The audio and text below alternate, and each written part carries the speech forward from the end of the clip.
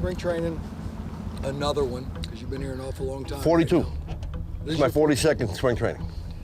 so you had some boys throw yesterday. You got some guys throwing today. Give me a little bit of a rundown on old school Don Cooper and some of the new stuff that's going on and what you're seeing, even early on in spring training. I'm sure you're using some of the new stuff today. Good question. We are using all the new stuff. You know what? I consider myself a teacher, and when you're teaching students in a class, not everybody learns the same way, and we're finding that a lot of the kids that are coming at the pro ball now really want the numbers. They really want to know what their spin rate is. They really want to know the vertical ride, the horizontal depth, all of those things. And early last year, it was newer to me. And it created a lot of white noise. I found a place for it now, and now we know it. But I wanted to use that more. It's a tool. We have the Rapsodo out every day, and we know all of the information in the data, and then we read the data. So when you're using the camera now and you're saying, okay, look, this is what I'm talking about. Now, does that actually make Yes, it's a visual. It's a visual for the guy. Oh, I'm around it here. You want me to get over it. And when they see the good curveballs they throw in the position that they're in, it kind of can sink in a little easier. The visual is one way to learn. There's only 3 ways to learn stuff: listening, watching, and doing. You know what I mean? So those are the 3 ways. So we want to be, as coaches and instructors, we want to have all of that available to us. All right, boys, we're about to take off.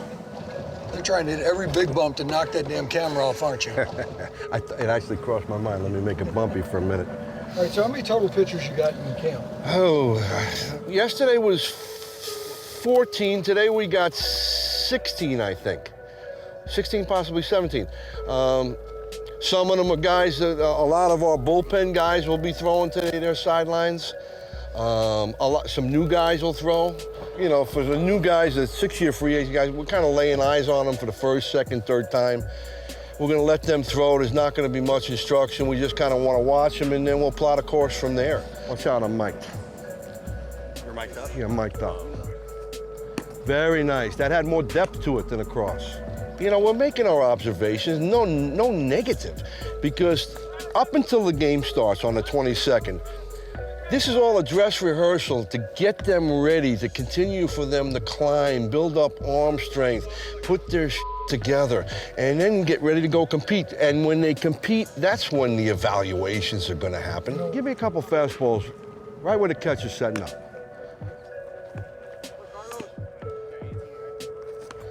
Attaboy.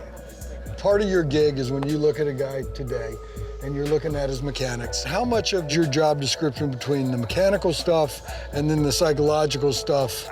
Listen, there's sometimes I think I'm a bartender / psychologist, you know, during the course of a season. There's more to it than just stay tall, stay back, stay close, and all of that stuff. There's a lot of things going on during the course of a year that I don't think anybody but a pitching coach really knows what the inner workings are on a daily basis. Here's what I worry about when we're constantly getting readings after every pitch. The focus and commitment to try to hit the glove and focus on what you're doing. That's my only problem with it. We know that some of the young guys are asking you right after this session, what was my spin rate?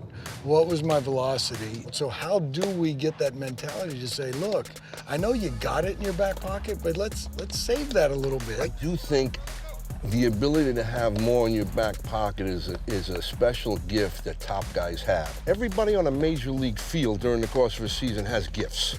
Some guys have more gifts than others, you know? It's up to us as coaches. I got to bring these gifts out that God gave me as far as I can. How do I do that? I'm going to work my ass off as best as I can to try to, and that way when I'm done, I know there was nothing left on the table, you know, and that's how I see it with these guys. Yeah. You feel that? All right. Sure. We're on the right path, though. Outstanding. All right, we're done. All right, what'd you see out here in these first 2 days? A lot of good arms and a lot of strikes. Again, what I watch for on sideline days like the first 2 is who's pounding the glove? Where's the catcher setting up, and is the pitcher delivering the ball to him? My eyes are going everywhere because I know in X amount of days it slows down. It's no longer bulk throwing. with big numbers. It's going to be one-on-one with the guys we're taking to Chicago. So, you know, all in all right now, I'm happy with the first 2 days that are going on right now, and I'm looking forward to day 3. But you know what always happens to me in spring training? Once the sidelines start, excited? I get excited, but once the sidelines start, I said, all right, geez, let's get to BP. Once BP starts, let's start the games. Once the games start, I said, all right, let's get the hell out of here, you know? But there's things that have to happen. We've got to get guys' innings and pitches up to where we need them, and that's the formality of spring training, to get them ready for the start of the season. This is all, none of this matters down here so much. It's when the season starts. 2 days in the books for the Chicago White Sox. Don Cooper, you better paid attention.